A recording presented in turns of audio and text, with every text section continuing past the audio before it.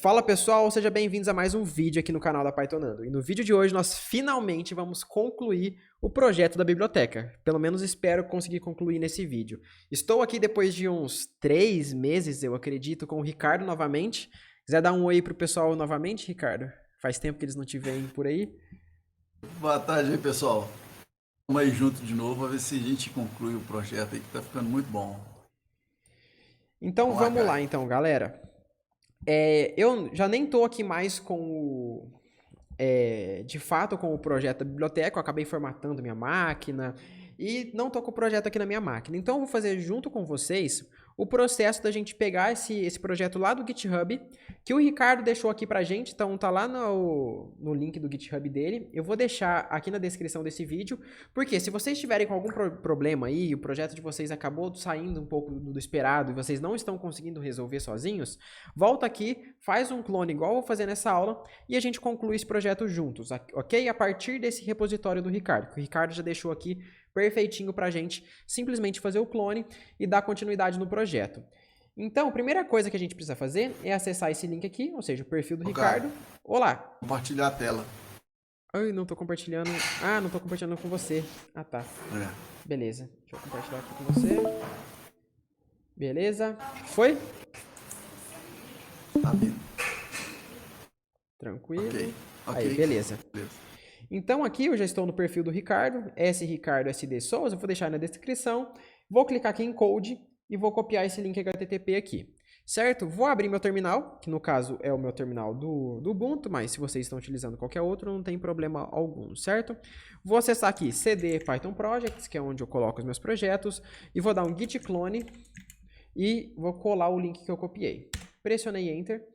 E beleza, ele já fez aqui todos os downloads. Se eu der um ls, nós podemos perceber que eu tenho aqui o Biblioteca Py. Vou dar um cd, Biblioteca Py. Certo, já estou aqui. Feito isso agora, eu vou acessar também lá pelo meu VS Code esse projeto. Então, eu vou vir em File, Open Folder, vamos vir em Python Projects, Biblioteca Py e OK. Certo? Rodamos aqui. Então, aqui nós já temos esse projeto. Só que, como o Ricardo não subiu para o GitHub como deve ser feito exatamente, ele não colocou o Venv, não colocou o banco de dados, exatamente como a gente tem que enviar para o GitHub. Então, isso a gente precisa fazer na nossa máquina. Então, rodo Python 3, -m, venv, para a gente conseguir rodar aqui o nosso ambiente virtual.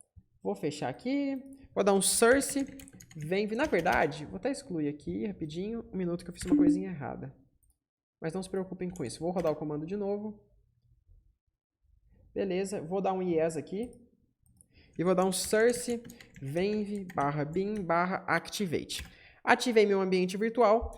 Agora nós precisamos instalar as bibliotecas que a gente estava utilizando. Nós temos aqui os requirements, só que aqui está todos esses requirements, só que são dependências, como por exemplo aqui, o ASGIREF, Futree, vários aqui, skleparse. Isso aqui vem tudo como dependência do Django e do Pylo, que são de fato as duas bibliotecas que nós temos que instalar. Então, o Pylo e o Django. Poderia instalar aqui direto pelo requirements.txt, só que como são duas bibliotecas apenas, eu vou rodar aqui pip install Django. Rapidinho ele já instala pra gente. Vou dar um pip install Pylo, que é a biblioteca que a gente usa para trabalhar com imagens, né? Certo. Agora, eu tenho que criar o banco de dados. Então, eu rodo Python 3, menad.py. Eu vou rodar aqui, no caso, make migrations, só para ver se tinha alguma migração faltando, que o Ricardo não rodou antes de subir para o GitHub. Então, aqui, ele encontrou uma migração que estava faltando, alter field de data empréstimo para empréstimo, e agora a gente já roda todas as migrations que faltavam. Então, migrate. Ótimo. Aqui nós já temos o nosso DB Browser, DB SQLite, na verdade. Para testar, vou dar um Python 3. Antes disso eu vou rodar aqui menad.py, create super user, para eu conseguir acessar o admin. Aqui, fiz errado. Menad.py, faltou o P. Aí, rodamos. O usuário vai ser o Caio, não vou pôr e-mail. 1234 de senha. As senhas não coincidem? Aí, agora coincidiu. Sim, eu quero aceitar que a senha é fraca, perfeito. Vamos esperar que dê tudo certo, então Python 3, manage.py, run server. Rodamos aqui, beleza? Servidor rodou, é uma ótima notícia. Vamos acessar aqui. E aqui, como que era mesmo? /alf /login. É isso mesmo. Eu não tenho nenhum usuário, vou me cadastrar então. Então, Caio. Vou acessar aqui caio.h.sampaio. Senha. Vou colocar aqui 1, 2, 3, 4, 5, 6, 7, 8, que eu acho que tem que ter mais de 8 caracteres, né? E enviar. Cadastro realizado. Vamos logar de novo. 1, 2, 3, 4, 5, 6, 7, 8 e enviar. Consegui logar, aparentemente está tudo funcionando. Vamos fazer aqui alguns testes. Não tem nenhum livro comigo. Opções, categoria, livro, empréstimo, devolução. Aparentemente está tudo funcionando, né? Opa! Tem algo aqui que não está funcionando. Aqui eu sei o que é, eu acho. É isso mesmo. É porque a gente só colocou aqui o form, a gente só passou o form dentro da home aqui. Se a gente está fora da home, a gente não consegue acessar.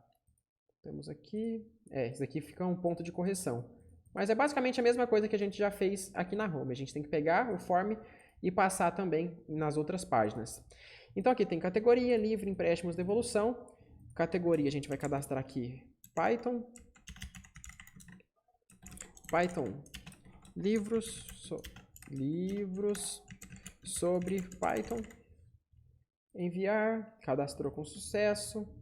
Opções, empréstimos, eu preciso de algum livro, né? Usuário existente novo. Devolução, não tenho nenhum livro para devolver, não tenho nenhum livro emprestado. Então aqui é onde a gente parou, que falta a gente fazer. Nessa aula a gente precisa fazer com que o usuário cadastre um livro. Caio, mas a gente não já tinha feito isso? Sim, nome, autor, coautor, data cadastro e assim por diante. Só que a gente colocou por último a imagem. Então quando eu clico aqui e cadastrar, eu não envio a imagem.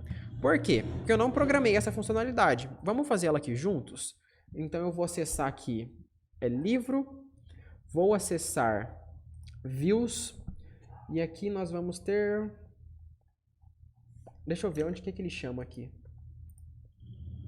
Aqui ele chama o cadastrar livro. Essa daqui. Então aqui o cadastrar livro, ele vai receber o request.post, que é esses dados aqui de nome, autor, coautor, data cadastro, emprestado e categoria. Só que o IMG, ele nunca vem pelo request.post. Tudo que aquilo que for um arquivo, ele não vem através do post. Nós temos algo especial para ele, que é o request.files. Então aqui vai ser um conjunto, como se fosse um query dict mesmo, uma lista do Python, né? Então sequencial, um conjunto de arquivos que a gente está passando. No caso aqui a gente está passando um arquivo só. Então vamos fazer um teste. Vou selecionar aqui algum arquivo e vou dar um return aqui, só para não dar erro. Return http response teste. Então isso daqui será ignorado, tá? Que a gente só está testando, que eu quero mostrar para vocês o que vai vir aqui no request.files. Vou selecionar aqui, já tem até alguns livros aqui, por exemplo, vou selecionar esse daqui, abrir, vou colocar aqui o nome de Python, autor Caio, categoria Python. Cadastrar, ele me mostrou teste. Vamos ver no VS Code o que ele me mostrou. Aqui ele mostrou um multivalue dict e está vazio. Por quê? Sempre que a gente vai trabalhar com arquivos nos nossos formulários, a gente precisa fazer uma questão. Lá no formulário, isso daqui está na base, né? Deixa eu ver. Isso daqui vem da base, certo? Se eu não me esqueço. Esse aqui vem da base, biblioteca. Cadê? Categoria, livro, empréstimo. Tananã. Emprestado, usuário novo, usuário existente.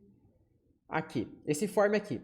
Form cadastrar livro, eu passo pelo método post, só que a gente precisa fazer uma alteração nesse formulário para que ele seja capaz de enviar arquivos. Então, o que eu preciso fazer? Existe o enctype. Se você digitar aqui no Google, que eu nunca lembro como que escreve, enctype, vai aparecer aqui, ó. Enctype é igual a multipart form data. Então, a gente vai vir aqui, vamos só copiar isso daqui. Ctrl C. Essa linha de código vai indicar para o nosso formulário que a gente pode passar arquivos, a gente pode enviar arquivos do nosso front-end para o back-end. Então, sem isso daqui, você viu que o arquivo simplesmente foi ignorado. Ou seja, o nosso multivalue dict estava um dicionário vazio aqui. certo?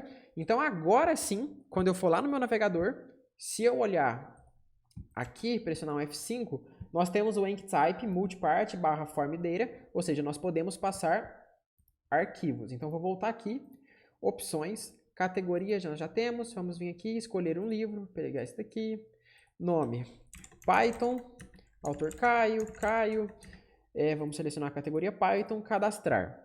Vamos ver no nosso VS Code o que ele trouxe para a gente. Então, aqui, ele trouxe um dicionário para a gente, onde eu tenho a chave, que é IMG, e dentro dele nós temos um in-memory uploaded file.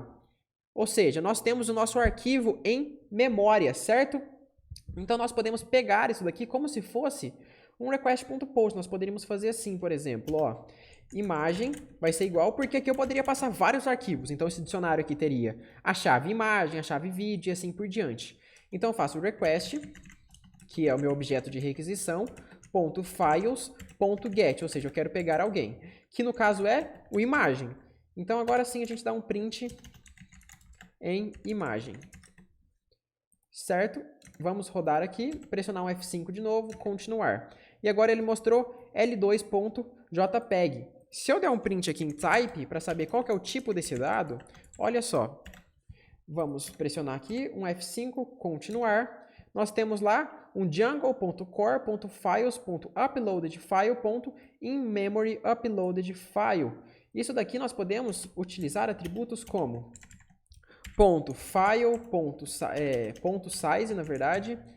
Vamos pressionar aqui um F5, continuar. E agora nós temos o tamanho do arquivo em bytes. Nós temos também aqui o name, que eu poderia chamar, pressionei F5. Então aqui ele já traz L2.jpg. Nós temos o read, só que isso daqui, pessoal, tomem muito cuidado com o read. Esse daqui vai simplesmente ler o seu arquivo inteiro em bytes. Então imagina o seguinte, no caso aqui a gente está trabalhando com imagens, não vai ser nada problemático. Imagina que no caso a gente está trabalhando ou com arquivos extremamente grandes, um CSV gigantesco, ou um vídeo, por exemplo, um vídeo em 4K ou Full HD até de 40 minutos. Isso daqui vai ser um processo razoavelmente demorado e vai consumir muita memória do seu computador. Então esse read aqui a gente tem que tomar muito cuidado, saber lidar com ele. O ideal é que a gente sempre abra esse read aqui de forma distribuída, nunca na mesma máquina no nosso sistema, tá? A gente tem que tomar muito cuidado com isso. Aqui no caso a gente está trabalhando com imagens, não tem muito problema eu rodar isso. A gente nem vai precisar rodar na verdade. Então quando eu rodar aqui, ó, continuar, olha só, ele me printou aqui os bytes inteiro do vídeo. Olha só o tamanho disso. Isso daqui é porque é uma imagem só. Olha só. Olha o tamanho disso daqui. Imagina se fosse um vídeo de não sei qual tamanho. Até travou aqui. Aí, beleza. Deixa eu dar um clear aqui para sair isso tudo da tela e rodar de novo. E a gente poderia rodar através dos chunk, né? Ou seja, a gente roda aos poucos esse read, tá? Seria a gente rodar, tipo, não ler o arquivo inteiro. Vai lendo aos poucos e vai manipulando ele. Dependendo da situação, às vezes o read a gente já lê o arquivo direto, o chunk a gente vai lendo aos poucos. Então o chunk seria um generator. Existe aqui, caso vocês queiram aprofundar, Files Django. Vamos ver aqui. Manage Files, se vocês abrirem aqui. Aqui tem toda como vocês vão poder trabalhar com arquivos no Django, certo? Tem os File Uploaded aqui também, toda a documentação. É legal que vocês deem uma olhada nessa parte aqui. Tem The File Object. Esse daqui, ó. Então, isso daqui que eu tenho aqui, o imagem, é um objeto do tipo file, ou seja, um arquivo, um File Object. E aqui tem todas as propriedades que a gente pode trabalhar com ele aqui. Então, nome, size, o próprio arquivo em si, mode, open, você pode iterar sobre isso daqui. Então, ele implementa o método mágico do underiter. Se você não conhece sobre método mágico, eu tenho um vídeo aqui no canal sobre isso. Então, aqui os chunks, para a gente ler os objetos aos poucos. Acho que o Ricardo saiu. Tá por aí, Ricardo? Não, ele tá aqui, mas a outra conta dele saiu. Acho que... Sim, tô aqui. Ah, tá. Beleza. A outra conta que tava. Então, foi uma introdução geral aqui sobre arquivos. Deu para entender, Ricardo? Sim, sim. Então, aqui como a gente já está utilizando o próprio form do Django, a gente tem uma facilidade com isso. A gente simplesmente pode vir aqui e colocar uma vírgula. Da mesma forma que a gente passa os dados normal e o form já salva automaticamente, eu posso fazer a mesma coisa com os files. Ótimo. Feito isso, teoricamente já tem que estar funcionando. Se eu pressiono, agora eu tenho que tirar esse return aqui para funcionar, né? Se eu pressionar um F5 aqui, vamos vir em opções, vamos vir aqui em livro, vamos escolher um livro aqui qualquer, esse daqui, nome, Python, Caio, categoria Python, cadastrar. Tá, ele cadastrou, não deu erro no cadastro, só que aqui ele não está exibindo a imagem. Barra mídia, barra capa livro, barra L2.jpg. Isso aqui tá certo. Vamos vir aqui, vamos ver no mídia se ele salvou aqui dentro, né? Mídia, L2.jpg. Ele trouxe para cá a imagem. Por que ele não está exibindo, então? Vamos acessar essa URL aqui. Deixa eu ver no console. Load resource. Deu um server error. Vamos ver aqui. Server não é esperado o argumento document root. Isso. Deixa eu ver aqui. Na URL. Tá, então o server... Ah, tá. Então aqui vai ser aqui que tá o problema. URLs. Vamos ver. Import settings, import static. URL patterns. Daqui a gente já fez anteriormente. Ah, tá aqui um errinho, ó. Aqui não é com D maiúsculo, é com D minúsculo. Document root. Por isso que tava dando problema. Se eu pressionar F5 agora, tá aqui a imagem e tá aí. Funcionando 100%. Acessar. E tá certo. Foi então, Ricardo? Foi muito bom. Aí, conseguimos. Eu pensei que ia ser uma linha de código até maior para poder colocar a imagem, até que foi rapidinho. Então, é que aqui a gente já está trabalhando com o form do Django. Ele já traz um monte de facilidade para a gente. Então, todo o processo burocrático ali, teoricamente, quem está fazendo é esse form do Django. Lembra que a gente fez de todas as formas possíveis, os formulários, a gente utilizou forms, model forms, a gente usou HTML normal. Se a gente olhar aqui, ó, é lá no base, né? Lá no base. Se a gente olhar aqui, ó, nós temos lá, esse daqui, que seria o cadastrar categoria, nós estamos utilizando o model form. Esse daqui, que seria o livro emprestado, a gente está utilizando o quê? A gente está utilizando, de fato, só o HTML mesmo. O devolver livro, só HTML. E aqui para cima, nós temos lá o form sem ser o model form, que seria o cadastrar livro. Então, a gente pode perceber, o que acontece?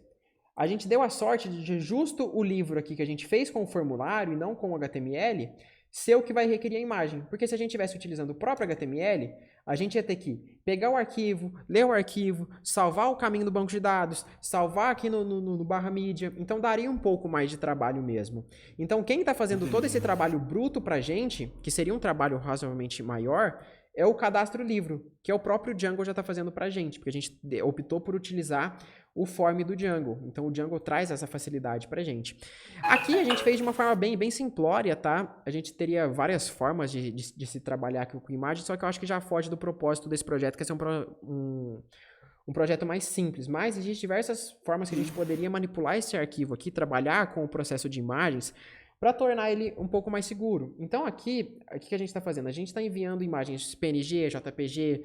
Então, existem algoritmos de compreensão dessa imagem para tornar essa imagem bem mais leve. Já ouviu falar sobre algoritmos de compreensão? Não.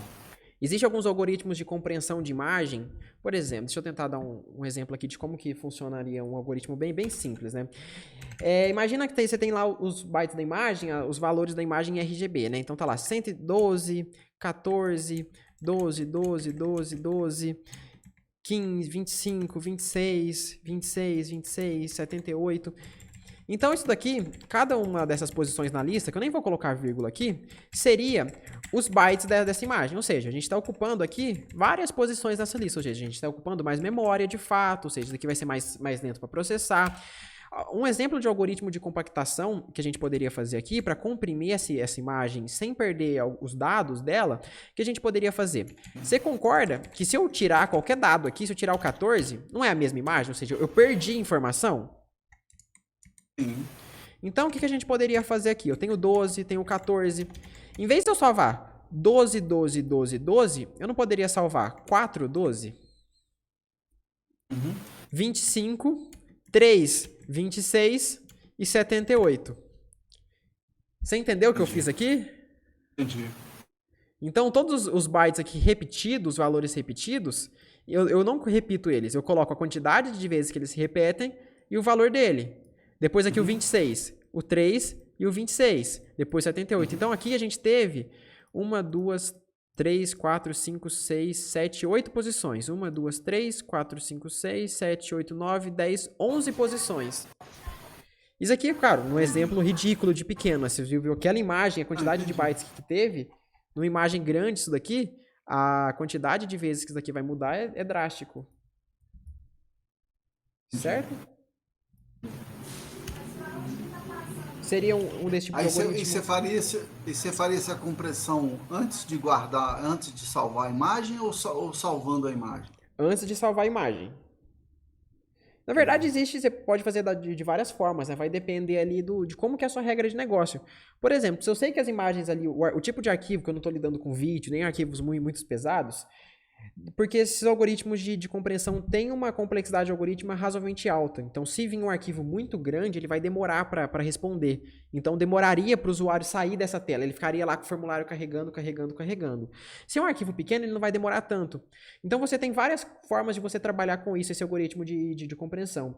Você poderia rodar ele antes de salvar, simplesmente aqui mesmo, só que isso traria ali a desvantagem de que o usuário poderia ficar muito tempo esperando, mas teria a vantagem de que você não estaria fazendo esse algoritmo depois, você não estaria salvando esse dado grande no seu banco de dados, na sua máquina ali.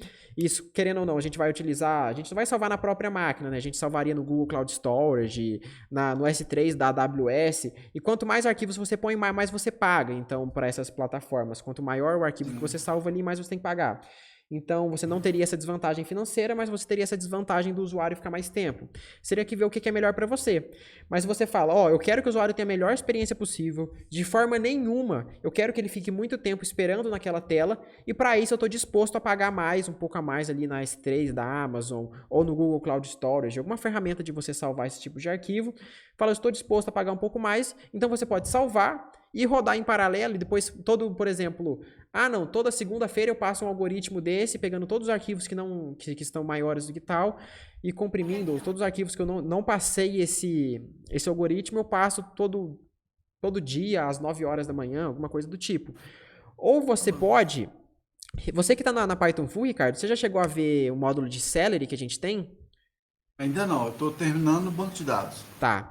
Lá a gente tem um módulo que chama programação distribuída. Para quem, assim, o pessoal do YouTube, eu acho que eu nunca fiz um vídeo no YouTube sobre isso. Você já viu o vídeo sobre programação distribuída no meu YouTube? Acho que não, né? Não. Ainda não. Basicamente, eu vou tentar explicar aqui de forma rápida e sem utilizar desenhos como a gente faz lá no curso. Mas eu vou pegar uma tarefa, uma task que a gente chama de task, um job, ou seja, algum processamento, então eu vou chamar aqui de função. Uma função que faz alguma coisa, soma dois números, qualquer coisa, que no caso faz uma compreensão de uma imagem, essa função eu vou chamar de task. A gente vai pegar essa task e vai falar o quê? Python, eu rodo aqui, por exemplo, task, seria o nome da minha função, né? Nome da minha função, .delay, e aqui eu passo os parâmetros que ela recebe, como se fosse uma função normal. Esse .delay, o que ele vai fazer? Ele não vai executar a tarefa agora. O que ele vai fazer? Ele vai pegar todos os dados dessa tarefa, quais são os parâmetros recebidos, o que precisa ser feito, e jogar isso daqui para um banco de dados em memória, que vai ser uma fila de tarefas. Então aqui, vou ter lá, imagina aqui que é uma lista, né? Esse banco de dados em memória, a gente no curso lá na Python 4, a gente mostra que é o Redis, a gente te ensina a utilizar o Redis. Então a gente vai colocar lá a tarefa 1, a tarefa 2, T2, T3, ou seja, um usuário foi lá e enviou a imagem. Então você pega a tarefa dele faz a compreensão dessa imagem e coloca aqui na primeira posição. O outro usuário coloca aqui e o outro usuário coloca aqui. Isso daqui, que é esse banco de dados que vai armazenar em fila as nossas tarefas, a gente chama de broker, que é um banco de dados que vai armazenar em fila as nossas tarefas. Muito simples. E uma fila, o que é? Você sabe a definição de uma fila? Definição não. O primeiro a entrar é o primeiro a sair, certo? Do FIFO, né? Isso, FIFO e LIFO. Então, o primeiro a entrar é o primeiro a sair. Então, a primeira tarefa aqui, o T1, que seria, faz a compreensão da imagem tal. T2, faz a compreensão da imagem tal. A primeira a entrar foi T1. Então, agora a gente vai ter um worker. O que é um worker? É uma outra máquina, worker. O worker vai ser um outro computador, fora desse nosso, que a gente está rodando, esse nosso servidor, para não ter gargalo. Porque, por exemplo, se esse worker aqui cai, a gente ainda não interrompe a funcionalidade no nosso sistema normal. Ele continua lá funcionando normalmente. E esse worker vai pedir, ó banco de dados Red, ou seja, ó broker, você tem alguma tarefa aí que eu possa resolver? Então ele pega aqui, aí o banco de dados Red responde, sim, tem o T1 para resolver. Aí ele pega essa tarefa T1 e envia para o worker. Então o worker vai estar resolvendo a tarefa T1.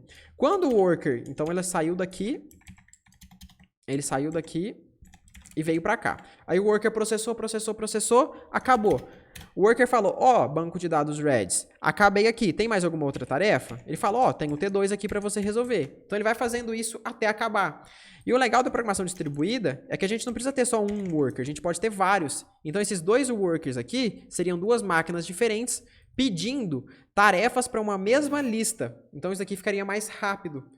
Então como aqui, ó, eu teria o T1 e o T2. T1 e o T2, cadê? Vamos dar um. Ah, não, T1 e T2 já tá ali, né? Vou colocar um T4 aqui. Pra gente ter 4. T4. Eu tenho dois worker, que seria máquinas diferentes. Worker. Então, o worker 1 aqui. Vou colocar um worker, 2 worker. Então, lá, o worker 1, que seria esse daqui, ele fala, ó, broker. Broker seria essa fila de tarefas. Tem alguma tarefa para eu resolver? Ele fala, sim, tem o T1. Aí ele tira o T1. Aí o worker 2 vai falar, ó, tem alguém para eu resolver? Tem. Vai falar, tem o T2. Ou seja, esses dois aqui estão resolvendo as duas tarefas ao mesmo tempo. Ele não precisa esperar, o T2 aqui não teve que esperar o T1 terminar para ele começar a ser processado. Por isso, quanto mais worker você tem, mais rápido você consegue executar as tarefas que tem ali na fila. Praticamente você elimina o delay, né? Você vai direto com isso. Com várias, aí vai a questão. Assim, é uma questão mais financeira, mais de regra de negócio do que de programação de fato você decidir. Ah, quantos workers eu vou ter? Eu vou utilizar essa forma? Porque essa forma fica mais caro. Você vai precisar lidar com o servidor REDS, ou seja, um banco de dados em memória, que no caso, sim, são servidores, a gente precisa de máquina física, precisa de processador, precisa de energia, ou seja, quanto mais você está consumindo, mais você vai ter que pagar por uma hospedagem, você vai precisar de um worker, talvez um, talvez dois, talvez três, então é uma questão, será que vale a pena eu pagar mais para dar essa melhor experiência para o usuário? Você tem que ponderar isso, vai depender da empresa que você está trabalhando, não tem um certo ou errado de como você deve fazer. Sim. Aí envolve custo, envolve outras coisas. Já envolve custo. Quanto, por exemplo, você está trabalhando numa empresa X. Quanto que eles te dão de verba para você gastar? Pô, você tem lá uma verba limitada, você vai utilizar dessa forma que eu te mostrei aqui agora, com broker, com worker. Você coloca lá três broker, ou seja, 3 filas de tarefa para você ter mais filas, para você não sobrecarregar um sistema. Você coloca 10 worker com lá um processamento com 10 núcleos em cada. Nossa. Isso daí vai ficar caríssimo. Então você não tem que pensar só na parte técnica do que é melhor para o usuário, você tem que pensar na parte financeira também, ou seja, existem outras coisas que a gente tem que levar em consideração também, não só... Às vezes o que é melhor... Depende da regra de negócio, né? De repente vale a pena pagar caro, mas para você ter um resultado muito superior também. Falando em questão técnica... Essa parte de programação distribuída que eu acabei de mostrar parece muito superior, não parece? Só que na vida real não é sempre assim. Talvez para uma startup que está começando e tem pouco dinheiro para investir, se eles fizerem isso, eles vão quebrar. Entendi. Então tem que ponderar. É processo evolutivo, né? Na verdade vai fazer um simples, depois vai evoluindo à medida que... Aí conforme a empresa for crescendo, aí você fala, agora vi que vocês começaram a crescer, então você acha legal colocar isso daqui de uma outra forma, vai ter um custo mais caro, mas o usuário vai ter uma experiência melhor e assim por diante. É o retorno, aí vai fazer um payback disso aí, quanto que vai ser, se você fizer, então... Legal. Sim. Aí começa a envolver outras coisas além da parte técnica. Mas assim, isso que eu acabei de falar é algo bem mais complexo, bem mais avançado do que a gente tá vendo nesse projeto, que é um projeto simples, não vamos fazer nada disso aqui, tá? Mas daqui a pouco você chega nessa parte, Ricardo. Não, que é loucura. Estamos estudando, né? Vamos embora. Então é isso. Finalizamos? Beleza. Essa parte que sim, cara. Fizemos tudo. Ah, você ficou só de tirar o formulário lá no empréstimos, lembra? Ah, tá. Que não tá lá. Vamos Você chega no ver. empréstimos ele não tá No funcionando, tem que pôr home, a ele. gente vem o form cadastrar livro. O que é isso daqui que a gente faz? Caramba, faz tanto tempo. Initial é igual. Ah, tá. Aqui a gente define que o usuário vai ser igual ao usuário lá. Beleza. Categoria. Então a gente tem todas as categorias corretas. Certo. E depois nós temos o ver livros. Qual que é essa? Deixa eu abrir aqui. No empréstimos, né? A tela Empréstimos, parou de seus compartilhar. empréstimos. Tá piscando essa tela. Do Discord? É, Ah, pronto. Deixa eu ver aqui. parou. Tô entrando. Opa, saí aqui sem querer. Aí, tá vendo? Carregando.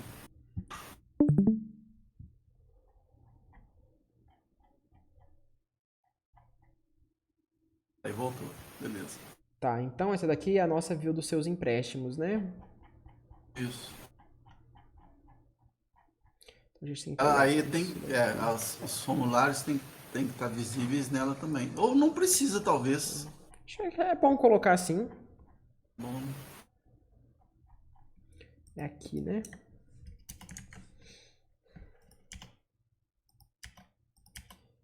E beleza, vamos deixar separado. E lá, como que eu passo? Como que eles esperam que seja enviado? Ver livro. Eu passo o form, né? Que seria esse. E o outro é o form categoria. Então, form e form underline categoria. A gente pega aqui seus empréstimos, vírgula, form, dois pontos, form,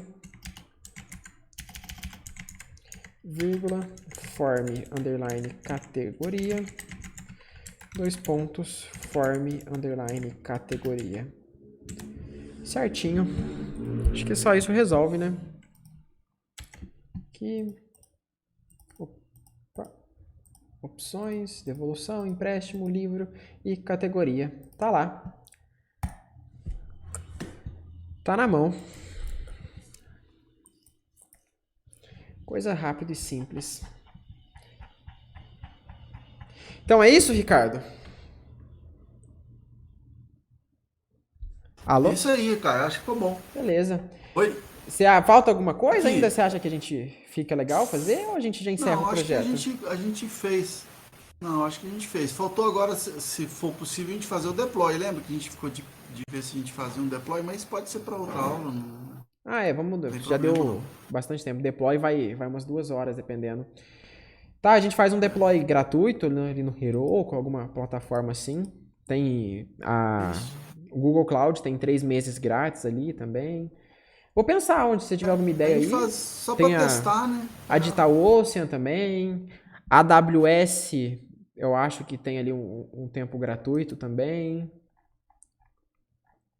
O próprio Git tem também, né? Mas eu não sei se Não, pela mas complexidade. não é. É mais. Não tem muita coisa a ver. Testável, não. A gente não vai aprender de fato como que é um deploy. Não é. Não é para esse tipo de coisa, não. O deploy do Git ali é bem. A gente não vai aprender a lidar com servidores, com problemas da vida real, não. O ideal era a gente fazer no Google Cloud. Eu tenho uma conta lá que eu uso bastante. Eu posso colocar, fazer o deploy, deixo lá uma semaninha, vai me custar bem pouco. Quase nada, praticamente, que o acesso vai ser pouco. Coloco pouco CPU, pouca memória. Me custa ali uns R$10 no máximo ali. Deixo lá e depois eu tiro só pra vocês verem, pra vocês aprenderem a fazer também. Só que o problema é que o Google Cloud, as pessoas têm que colocar o cartão pra ter esses 3 meses gratuitos. Eu não sei se todo mundo vai estar disposto a colocar o cartão ali. Talvez no Heroku seja a melhor opção. Só que no Heroku eu não gosto tanto, porque a gente não aprende de fato algumas coisas que o Heroku já traz pronto. Entendi. Vou pensar aqui Então, tá bom. o que é a melhor opção. Pensa que for Você melhor, acha que a gente pôr faz. cartão traria muita limitação pro pessoal? Eles ficariam meio que, entre aspas, com medo e deixaria de testar? Muita gente vai ter medo, porque acha que o povo Pô, mas... esquece o cartão, passa, né? mas eu você acho deixa que lá não, por uma semana, vai gastar muito, quase nada. Se você não divulgar, ele não vai ter acesso a nenhum. sem dúvida. Não sei. Mas acaba tendo gente que não tem nem cartão de crédito, às vezes, pra pôr também, né? Pode ser. Mas Vou ver. Se o pessoal aí que tá sabe vendo o o que é vídeo mais tiver fácil? ideia, me fala aí se vocês têm cartão de crédito, se vocês colocariam no Google Cloud pra testar, pra aprender, ou se vocês preferem numa plataforma que não precisa do cartão. Porque até o Heroku precisa. Se vocês conhecem uma plataforma que não precisa colocar cartão de crédito gratuita, me avisa aqui nos comentários também. Mas eu acho que quase todas pedem cartão, né? Acho que o Heroku não. Heroku não? Heroku me pediu uma Não. vez, eu acho. Só se eu tô Já enganado. fiz. Não, eu lembro que eu tinha feito O Heroku ele não pede, projetinho. então. Não. Ah, não, então vamos fazer pelo Heroku, então. Por mais que não seja a forma mais ideal de se aprender todos os conceitos, porque o Heroku traz algumas coisas prontas, que você não teria fazendo direto no Google Cloud, no AWS. E o que eu não gosto tanto do Heroku também, claro, ele é bom pra caramba, traz várias coisas prontas pra você, só que no final, você sabia que o Heroku ele utiliza a AWS por trás, né? Não, isso aí eu não tenho conhecimento. Eu fiz só como é que fala? Um exercíciozinho e pus lá uma coisa, mas não sei nem O base, Heroku, nem sei se me ele fala não faz de é... novo, não sei. Ele não é um servidor de fato, assim, ele não tem máquinas físicas, ele não tem lá um data center. Ele simplesmente é um conjunto de ferramentas para você trabalhar ali na AWS. Então, querendo ou não, você vai estar pagando a AWS e o Heroku. Então, no Heroku fica mais caro de você fazer o deploy direto na AWS ou no Google Cloud. Entendi. Porque o Heroku, ele tem que pagar a AWS. Só que ele precisa ter lucro também, então você precisa pagar o Heroku. Pelas funcionalidades que ele te traz. Ah, tá. Interessante que pode ser por tempo também que deixa testar, de repente fica lá 3 meses ou um mês, sei lá. Depois ele tira, né? Pode ser. Então, beleza, eu vou dar uma olhada nisso pra gente fazer o deploy. Show de bola. A gente vai conversando. Então tá, E beleza. assim que eu terminar o banco de dados, eu te falo pra gente poder conseguir continuar na minha agenda lá. Tem que fazer ela toda de novo, né? Ah, é, deu uma atrasada, mas tranquilo. Teve aquela confusão, morte da minha mãe. Ah, não, aquela acontece. mudança aí. Vai com calma, não Tá bom, precisa ter pressa não. não tem pressa. não. Vamos Vai tranquilo, fazendo, o importante é terminar o importante curso e não é estudando. desistir. Não, isso aí de jeito nenhum. Então, beleza. Bora lá. Beleza, Caio. Obrigado, viu, Caio? Valeu, imagina, Mais eu que uma vez. agradeço. Tchau, tchau, até mais. Falou aí, pessoal. Quiser Tchau. dar um tchau aí pro pessoal Abraço. também? Deixa eu te pôr aqui na tela. Vamos, galera. Um abraço aí pra todo mundo. Obrigado aí pela presença. Beleza, falou, pessoal. Tchau, tchau, até mais.